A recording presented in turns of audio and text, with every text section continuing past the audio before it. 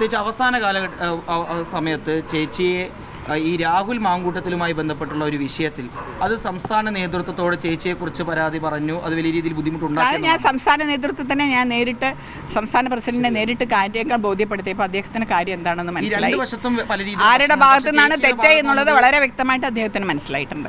അതൊരു MLA പരിപാടിയിൽ പങ്കെടുത്തു, അല്ലെങ്കിൽ നഗരസഭയുടെ റോഡ് ഉദ്ഘാടനത്തിൽ പങ്കെടുത്തു എന്ന് മാത്രമാണ് ചെയർപേഴ്സൺ കാണുന്നത്. അത്രേ ഉള്ളൂ.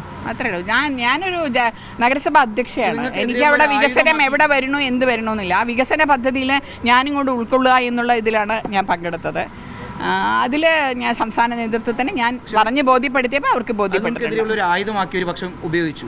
അങ്ങനെ പറയാൻ എനിക്ക് തോന്നുന്നില്ല. എനിക്ക് ആയുധമായിട്ട് കഴിച്ചാൽ ഞാൻ അങ്ങനെ സ്ഥാനാർത്ഥിത്വം ഞാൻ ചോദിച്ചിട്ടില്ല. എനിക്ക് വേണ്ടെന്ന് തന്നെയാണ് ഞാൻ പറഞ്ഞത്. എനിക്കതറിയില്ല, അത് ശിവരാജേട്ടനോട്.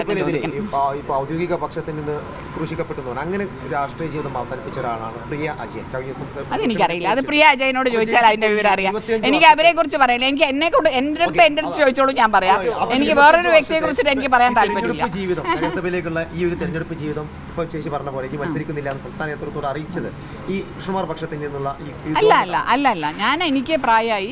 കാരണം 25 വർഷം യുവതിയുവാക്കളാണ് പാലക്കാട് BJP ഭരിക്കുന്ന ഒരു നഗരസഭയിൽ വരേണ്ടത്. അവർക്കാണ് പ്രാതിനിധ്യം കൊടുക്കേണ്ടത് എന്നുള്ള രീതിയിലാണ് പറഞ്ഞത്. ആരോടുമുള്ള ദേഷ്യം കൊണ്ടല്ല.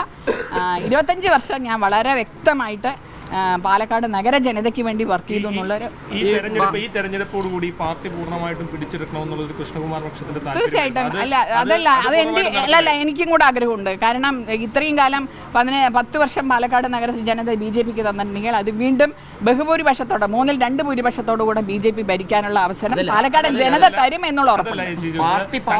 പാർട്ടി പൂർണ്ണമായിട്ടും പിടിച്ചെടുക്കാനുള്ള പക്ഷത്തിന്റെ നീക്കമായിരുന്നു ഈ തെരഞ്ഞെടുപ്പ്. അതുകൊണ്ട് ഏകപക്ഷമായ സ്ഥാനാർത്ഥികളെല്ലാം വെട്ടിനിർത്തി സ്വന്തം താല്പര്യമുള്ള ആളുകളെയാണ് സ്ഥാനാർത്ഥികളാക്കിയെന്ന് പറയുന്നു. അത് പൂർണ്ണമായിട്ടും അങ്ങനെ എനിക്ക് പറയാൻ സാധിക്കില്ല. എന്റെ സ്ഥാനാർത്ഥികൾ ആരായാലും എനിക്ക് അവരോട് കൂടെ നിന്ന് പ്രവർത്തിക്കുക എന്നുള്ളതാണ് ഞാൻ മനസ്സിലാക്കിയത്. സ്ഥാനാർത്ഥി നിർണയത്തിൽ പാർട്ടി വിജയിക്കുക എന്നുള്ളതിനപ്പുറം ചില വ്യക്തി താല്പര്യങ്ങൾ ഉണ്ടായിട്ടുണ്ട് എന്നുള്ളത് അതെനിക്കറിയില്ല. അതിനെക്കുറിച്ചൊന്നും ഞാൻ അങ്ങനെയൊന്നും അഗാധമായിട്ട് ചിന്തിച്ചിട്ടൊന്നുമില്ല.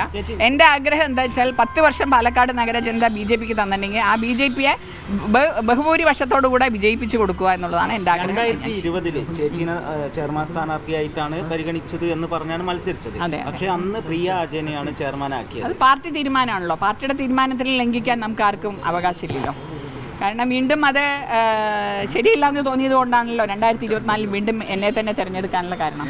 ആ തിരഞ്ഞെടുത്ത ആ 2 കൊല്ലം വളരെ നല്ല പെർഫോമൻസ് ചെയ്തു എന്നുള്ളത് അതെനിക്ക് അറിഞ്ഞൂടാ. അത് പാർട്ടിയോട് ചോദിക്കണം. PT ഉഷ വന്ന പരിപാടിയിൽ നിന്ന് ചെയർപേഴ്സണെ ഉൾപ്പെടെ മാറ്റി നിർത്തിയതിൽ വലിയ വേദന തോന്നിയോ? ഇല്ല, എനിക്കൊരു വേദനയില്ല. കാരണം എന്നെ അറിയിച്ചിട്ടേ ഇല്ല. ഞാൻ സംഭവം ഇവിടെ ഇല്ല. എന്നെ അറിയിച്ചിട്ടില്ല. എനിക്ക് പോകേണ്ട ആവശ്യം വന്നിട്ടില്ല. കക്ഷി രാഷ്ട്രീയത്തിന് ആദ്യമായി എല്ലാ കൗൺസിലർമാരും എന്നെ ഒരു വികസന കാര്യത്തിന് എന്നെ ക്ഷണിക്കാറുണ്ട്. ഞാൻ പോകാറുണ്ട്.